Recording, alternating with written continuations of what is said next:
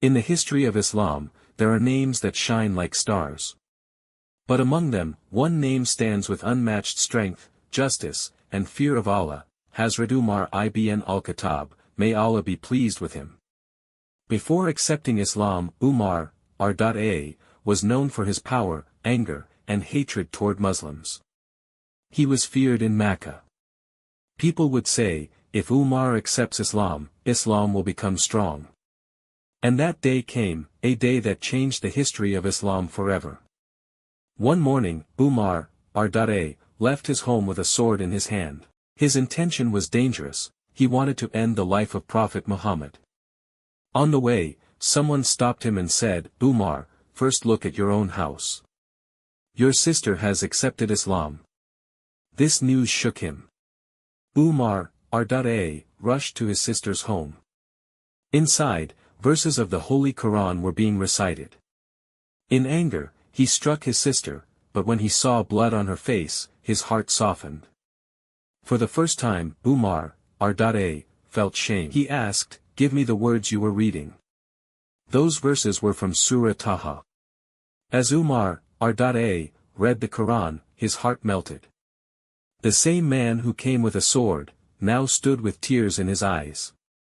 He said, this cannot be the words of man. At that moment, Umar, R.A., decided to meet the Prophet. When he entered Dar Arqam, the companions were afraid. But Prophet Muhammad stood firm. The Prophet held Umar, R.A., and said, O Umar, what brings you here? With a trembling voice, Umar, R.A., replied, I have come to accept Islam. The walls of Mecca echoed with Allahu Akbar. From that day on, Islam gained strength. Muslims prayed openly. Truth walked proudly. That is why Hazrat Umar, R.A., is called the Lion of Islam. Umar, R.A., was not just brave, he was just. As the second Caliph of Islam, his rule is remembered as the greatest example of justice in history.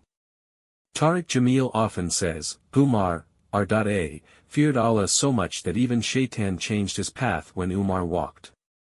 At night, while the world slept, Umar, R.A., would walk through the streets of Medina, not as a king, but as a servant.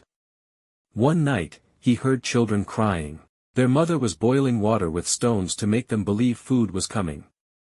When Umar, R.A., asked why, she replied, the leader of the Muslims has forgotten us. Umar, R.A., said nothing. He ran to the Bayt al-Mal, carried a sack of flour on his own back, and cooked food for those children with his own hands. His servant said, let me carry it. Umar, R.A., replied, will you carry my sins on the day of judgment? This was Umar, R.A., a ruler who feared the accountability of Allah more than power. He said, if a dog goes hungry near the river Euphrates, I fear Umar will be questioned. His justice was so strong that even non-Muslims trusted him. Kings lived in palaces. Umar, R.A., slept under a tree.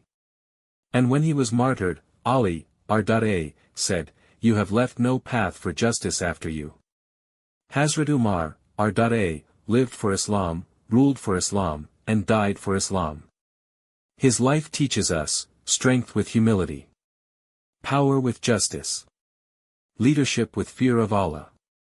May Allah grant us even a small portion of the character of Umar Farooq, R.A. Ameen.